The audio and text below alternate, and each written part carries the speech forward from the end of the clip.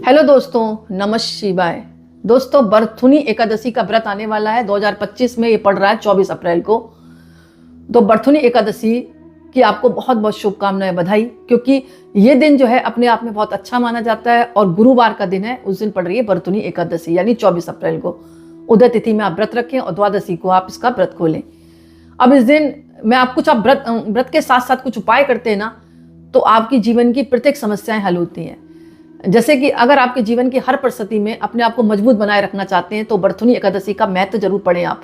और अगर किसी कारण नहीं पढ़ पा रहे हैं, आप बहुत ज़्यादा बिजी हैं, तो एकादशी महत्व की पुस्तक को छूकर प्रणाम करें और रख दें और धूप दीप लगाकर रखें आप। इससे भी आपको मतलब फल मिलेगा, कहा जाता है ऐसा। अगर आपका बिजनेस में आ रही है बाधाएं और आप समस्याओं को दूर करना चाहते हैं तो बरथुनी एकादशी वाले दिन आपको ओम नमो भगवते नारायणा, ओम नमो भगवते नारायणा, ओम नमो भगवते नारायणा इस मंत्र का 21 बार या 108 बार जाप करना है और भगवान से प्रार्थना करनी है। आपके जीवन की रुकावटें दूर होंगी। करके देखें आप। एक काम और कर सकते हैं, इस दिन जो है भगवान विष्णु की जब पूजा कर रहे हो ना, तो उसमें दक्षिणावर्ती शंख में जल भरकर सामने रख दें और पूजा करने के बाद इस जल को पूरे घर में छिड़के घर की नकारात्मक ऊर्जा दूर होगी। इसके अलावा संतान की शादी की दिक्कतें आ रही है, संतान की एज हो गई, शादी नहीं हो रही है, तो एकादशी वाले दिन आपको एक पीला कपड़ा लेना है, रुमाल के रूप में ले लें, उस पर हल्दी के छींटे मारें या स्वस्तिक बना दें हल्दी से और भगवान विष्णु के चरणों में रखें। अपनी संतान के लिए प्रार्थना करें शादी के, और बाद में इसको अपनी संतान से कहें अपनी जेब में रखना चालू कर दे। काफ़ी हद तक फायदा मिलेगा, संतान के लिए शादी के रिश्ते भी आएंगे और तय भी होंगे।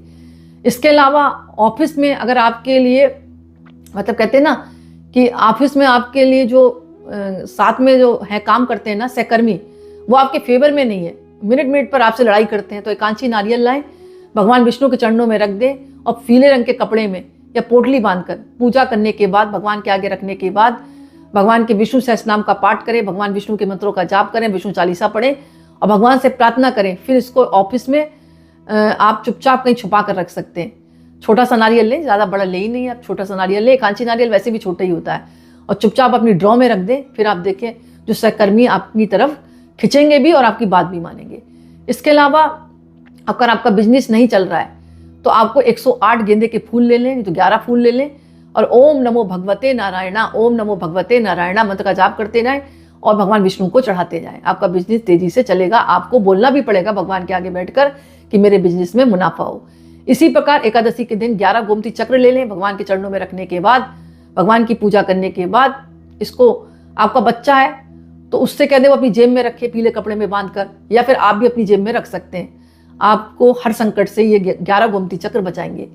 इसके अलावा एक काम और कर सकते हैं आप, 5 गोमती चक्र लेकर पीले कपड़े में बांधकर भगवान की समक्ष रखकर अपने घर की आर्थिक स्थिति मजबूत करने के लिए प्रार्थना करें। बाद में इसको पीले कपड़े में बांधकर अपनी तिजोरी में स्थापित कर दें। आपकी तिजोरी पैसों से भरी रहेगी। एक काम और कर सकते हैं, इस दिन आप जो है दूध और केसर से मिश्रित घोल करें या गुलाब जल और केसर मिलाकर घोल बनाएं और एक लाएं आप क्या दक्षिणावर्ती शंख, उसमें श्रीम लिख दें और फिर लिखने के बाद उस शंख की पूजा करें और पूजा घर में स्थापित कर दें।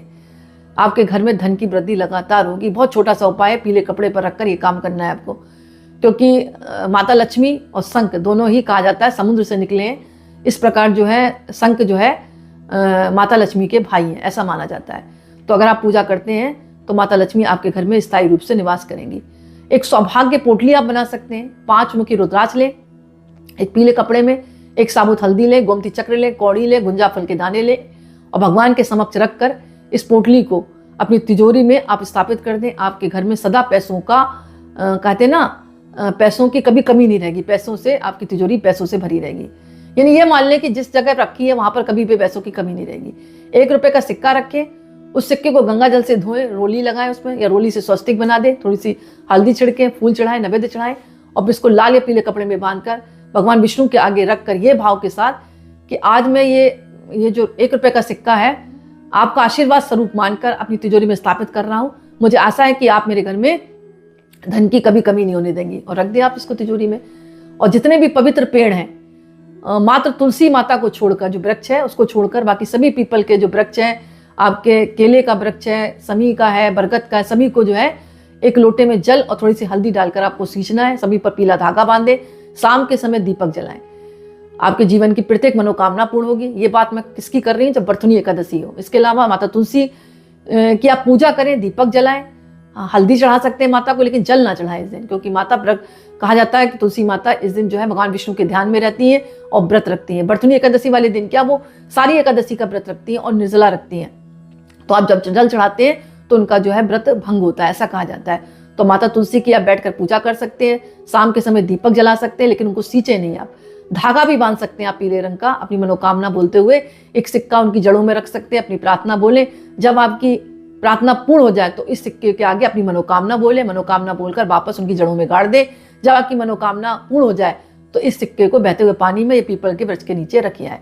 इस तरह आप पूजा करें, कुछ उपाय करते हैं तो आपकी जीवन की प्रत्येक समस्याएं दूर होती हैं और मनोकामना पूर्ण होती है। तो दोस्तों आज का वीडियो मैं ही समाप्त करती हूँ। पसंद आए तो लाइक करें, कमेंट्स में नमः शिवाय जरूर लिखें। बहुत बहुत धन्यवाद।